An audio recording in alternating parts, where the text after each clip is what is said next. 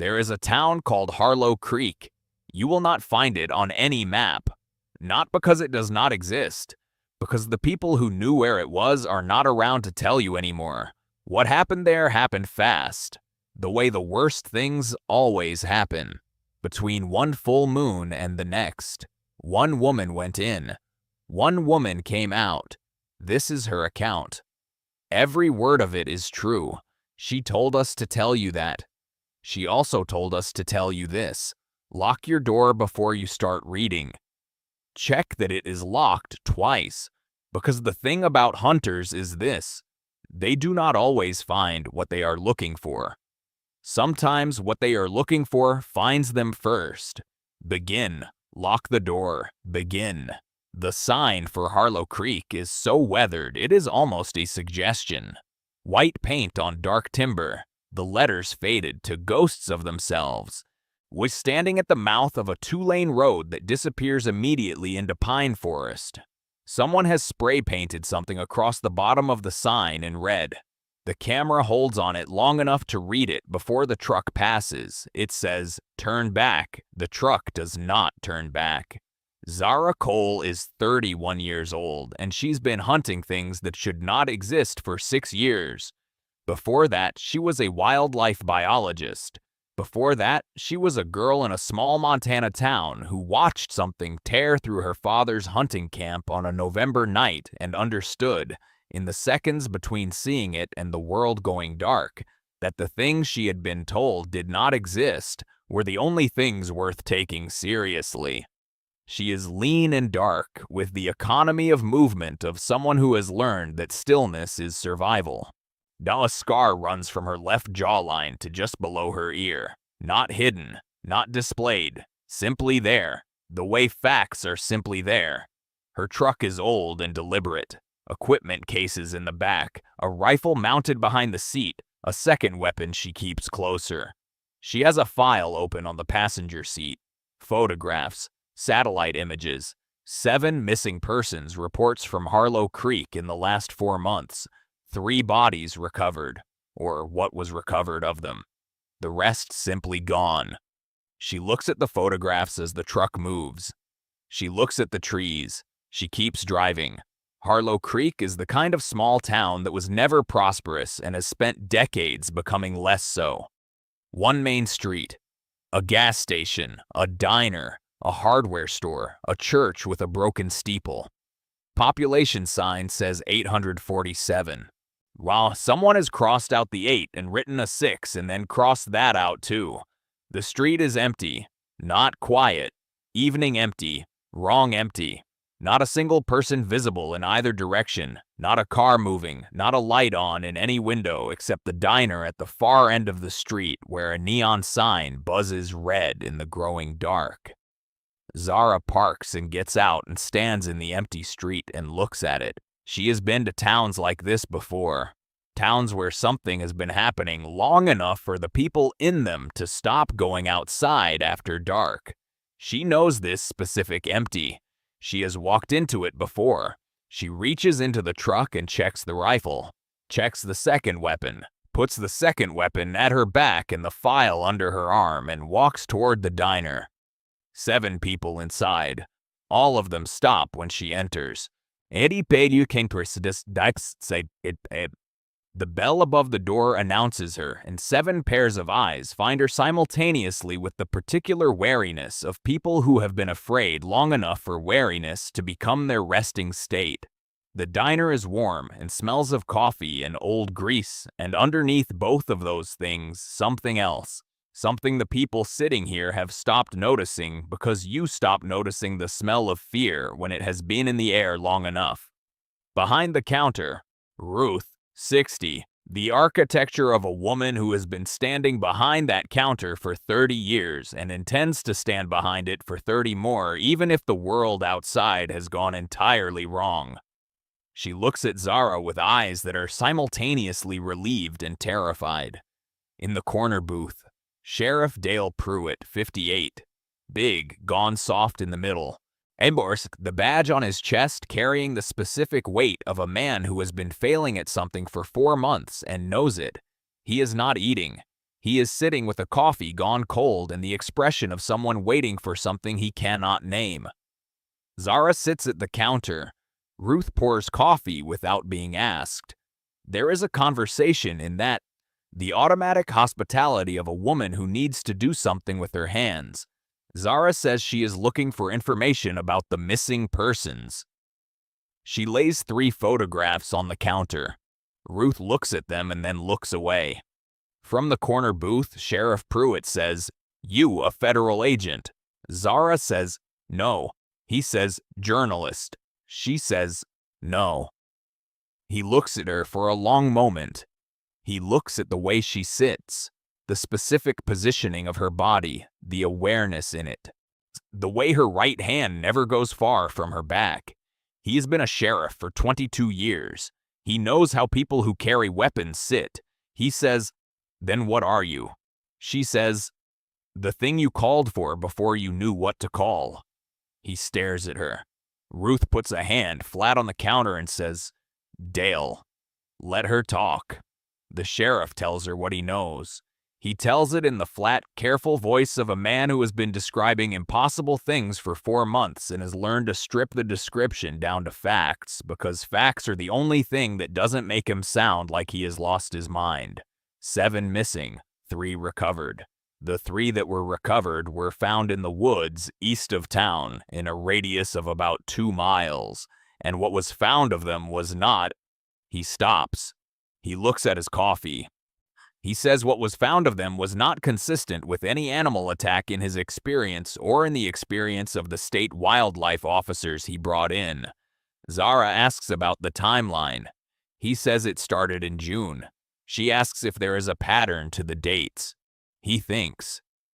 He pulls out his phone and checks, and then looks up at her with the expression of a man who has just understood something he should have understood months ago. Every incident falls within 2 days, either side of a full moon. She nods. He says, "What is it?" She opens her file. She slides a photograph across the table.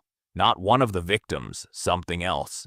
A trail camera image, grainy and dark, from the woods east of town. Something caught at the edge of the frame, caught mid-motion. The camera's resolution too poor for certainty, but sufficient for wrongness. Was sufficient for the image to communicate clearly that whatever is in it is large and wrong-shaped and moving on 2 legs in a way that 2-legged things do not move. She says, "Has anyone in town changed recently? Behavior, temperament, keeping different hours, going into the woods." The 7 people in the diner go very still. Ruth and the sheriff exchange a look. Ruth says quietly, "Thomas Hale." The sheriff tells her about Thomas Hale outside in the dark street where the others cannot hear. Thomas Hale is 43, has lived in Harlow Creek his whole life, runs the hardware store. 6 months ago, he went on a hunting trip alone into the national forest north of town. Came back 4 days later. Came back wrong. Thinner, strange, jumpy. Started keeping the store closed at odd hours. Stopped coming to church. His wife left in August, or took the kids, said he was not the same man she married. The disappearances started in June, 2 weeks after Thomas Hale came back from the forest. Zara asks where Hale is now. The sheriff says he doesn't know. Says Hale's house on the edge of town has been dark for 3 days. Says he drove past it this morning and something had been at the yard. The fence posts bent outward, deep gouges in the wood of the porch. The garden torn up in a way that did not look like any animal he had cataloged. Zara asks what tonight's moon is. The sheriff looks up at the sky. The moon is rising above the tree line to the east. It is enormous and white and almost full. Tomorrow night it will be completely full. She says, "I need to find him before tomorrow night." And the house is dark and wrong in the way of spaces that have been lived in by something that has stopped being entirely human. The fence posts are bent outward as the sheriff described, not broken, bent, with the force required to bend them, implying something that Zara measures automatically against the catalog in her head. The gouges in the porch wood are deep and the spacing is wrong for any animal native to this region. She moves through the yard with the torch low, reading the ground. Tracks in the mud near the garden. She crouches over them. They start human and become something else over the distance of a stride. The transition point is clear and specific, and she photographs it. She goes inside. The inside of the house tells a story in stages. The front rooms are normal, lived in, slightly neglected. Are the ordinary entropy of a man living alone after his family left. The kitchen shows the beginning of something. The table pushed to the wall, scratches on the floor. A chair with the legs bent inward as if someone gripped the seat with both hands and squeezed. The refrigerator has been emptied, not cleaned out, emptied, the contents gone, the shelves bare. In the back room, the room that might have been a study, the story becomes clear. The room has been stripped, furniture pushed to the edges or overturned. In the center of the floor, a space cleared deliberately. A circle of some kind, the floorboards in the center scored with deep parallel marks that are neither tool marks nor animal marks, but something between. The walls around the circle show the same marks at varying heights. A man trying to contain something. Wow, a man who knew what was coming and tried to build a room that could hold it. It didn't hold. On the wall above the door, scratched into the plaster in letters that become less human as they progress across the surface, the words, "I can still hear myself in here. I cannot stop it much longer." God help anyone who comes near me. Zara reads it. She photographs it. She stands in the destroyed room for a long moment. Then she goes to find Thomas Hale. She tracks him for 2 hours through the pine forest east of town. He is not trying to hide. The trail is heavy and careless. The trail of something large moving through undergrowth without concern for concealment. Branches broken at 8 feet. Gouges in pine bark at shoulder height. Shoulder height of something that is not man height. The distance between footfalls increasing as she goes deeper.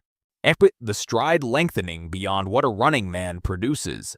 She loses the trail at a creek. She stops. She cuts the torch. She stands in the complete dark of the forest and she listens. The forest is wrong. No sound, no insects, no night birds, no small animals in the undergrowth. The forest has gone silent in the specific way it goes silent when something at the top of every local food chain is present and everything else knows it. She hears him before she sees him. Not footsteps, breathing. From across the creek, from somewhere in the dark of the trees on the other side, breathing that is too large and too slow for a man, and too rhythmic for an animal. Something that is between those two things, and is fully neither. She raises the rifle, the thermal scope finds him. But what she sees through the scope will inform everything that follows, and she allows herself only the seconds necessary to process it before she moves into action.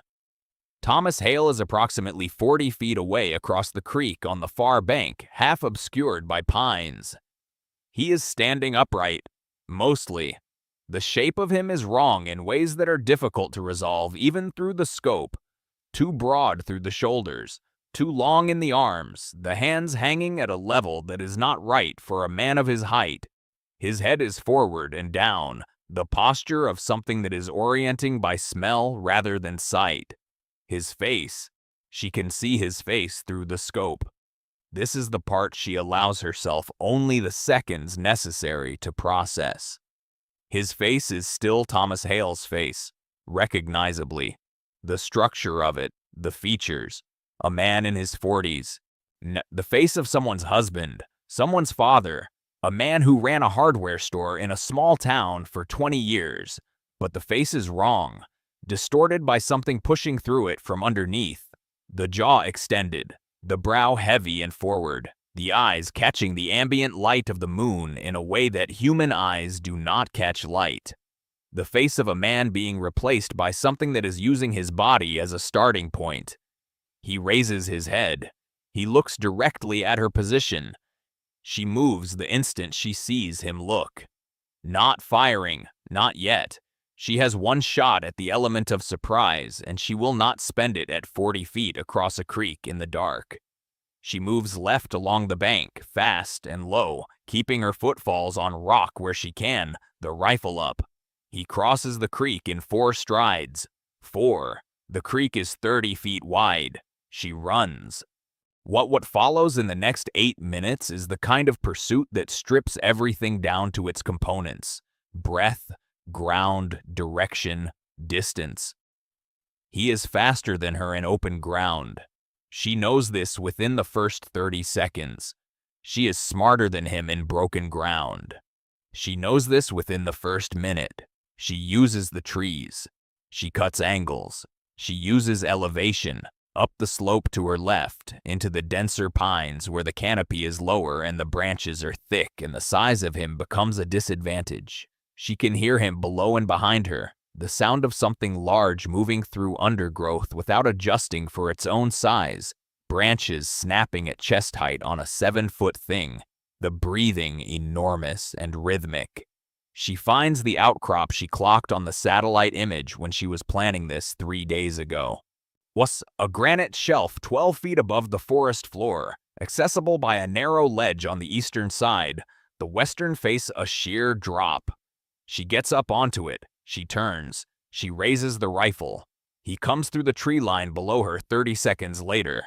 What she sees in full moonlight on the open granite slope below the outcrop is the thing she has been hunting for 6 years and has only glimpsed twice and has been studying and preparing for across all of those years. Thomas Hale is no longer what he was inside his house or even what he was at the creek. The transformation has progressed. He stands at approximately 7 feet, the human proportions of him distorted but not erased, still bipedal, still with the ghost of the man's face in the broader nightmare face above it, the eyes still carrying something that is not entirely animal. His hands, massive, the fingers extended and jointed wrong, the nails dark and curved, hang at his sides. His clothing is destroyed, hanging in shreds. His chest, exposed, heaves with the enormous breathing. He looks up at her on the outcrop. She looks down at him through the scope. For 3 seconds, neither of them moves. In those 3 seconds, she sees it. What she has seen in the wall of his destroyed study, what was scratched into the plaster above the door. Something behind the wrong eyes. Something looking out from inside the thing that has replaced Thomas Hale. Something smaller and more frightened than the body it is trapped in. Something that is still in there. I can still hear myself in here. Her finger is on the trigger. He charges. The first shot hits him in the left shoulder and spins him. It does not stop him. She knew it would not stop him. She has loaded silver core rounds for exactly this reason, but the stopping power, even of silver core at this mass, requires placement, and the placement was not right. He hits the base of the granite outcrop, and the impact sends a vibration through the rock she can feel in her boots. He starts to climb. She fires again. Center mass this time, the placement right. He staggers. He does not fall. He climbs. She drops the rifle, no time, no space, and draws the second weapon from her back. Shorter range. She has 4 rounds. She needs 2 of them for what comes next, and she knows she will only get 1 chance at the right distance. He crests the outcrop. At full height, he fills the space. The moon behind him turns him into a silhouette that her mind refuses to process as anything it has a category for, and the remnant of Thomas Hale's face within the larger nightmare face is still visible, the eyes still carrying that interior light, that last remaining human signal. He is suffering. She can see that he is suffering. She fires. The moon is still up when she climbs down from the outcrop. Thomas Hale is on the granite slope below. The transformation is reversing. She has seen this before, and it does not become less difficult to witness. The body settling back toward human proportions, the mass redistributing, the face reasserting itself feature by feature like a man surfacing from deep water. He is breathing. She confirmed the shots were not fatal. She had been doing this long enough to know the difference between stopping and ending, and she knows which one Thomas Hale needed. He is unconscious. He will remain unconscious for several hours. She has exactly that long. She gets the containment equipment from the pack she cached at the tree line 3 days ago. She works quickly and without drama. The efficiency of someone who has done this before and knows that efficiency is mercy in these situations. When she is done, she sits on the granite slope beside him and looks at the moon. She takes out her phone and makes a call to a number that is not in any directory. She gives coordinates. She gives a status report in the flat clinical language she uses for these calls. She says the subject is alive and contained and requires immediate specialist medical evaluation.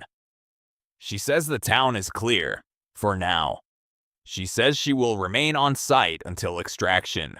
She ends the call. She looks at Thomas Hale. At the man's face, IQ entirely his own now, slack in unconsciousness.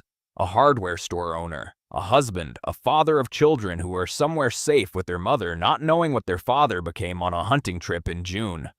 She thinks about the words on the wall. I can still hear myself in here. She stays beside him until the sky begins to lighten. She drives back through Harlow Creek in the early morning light. The town is still empty, but the emptiness is different now. The blanketed quiet of early morning rather than the specific wrong quiet of last night. A light is on in the diner. Ruth is behind the counter. Zara can see her through the window. She stops the truck. She goes in. Ruth looks at her across the counter. She looks at the state of Zara, the torn jacket, the dirt, the way she is carrying herself. The expression of someone who has done something difficult and necessary and is not yet finished processing the cost of it. Ruth pours coffee. She says, "Is it over?" Zara wraps both hands around the mug. She says, "This one is." Ruth absorbs this. She understands what it means. She has been standing behind this counter for 30 years in a world that contains things the people on the stools in front of her mostly do not know about. She has known for a long time. She says, Is Thomas? Zara says, alive. People are coming who know how to help him. Whether he can be helped, I don't know. I have seen it go both ways. Ruth nods. She refills the coffee without asking. Outside the diner window, the sun is coming up over the pine trees east of town. Not the light hitting the main street and the empty storefronts and the weathered sign at the edge of town that says turn back in its spray-painted red warning. The warning nobody listened to. Zara drinks her coffee. She thinks about the next town. There is always a next town.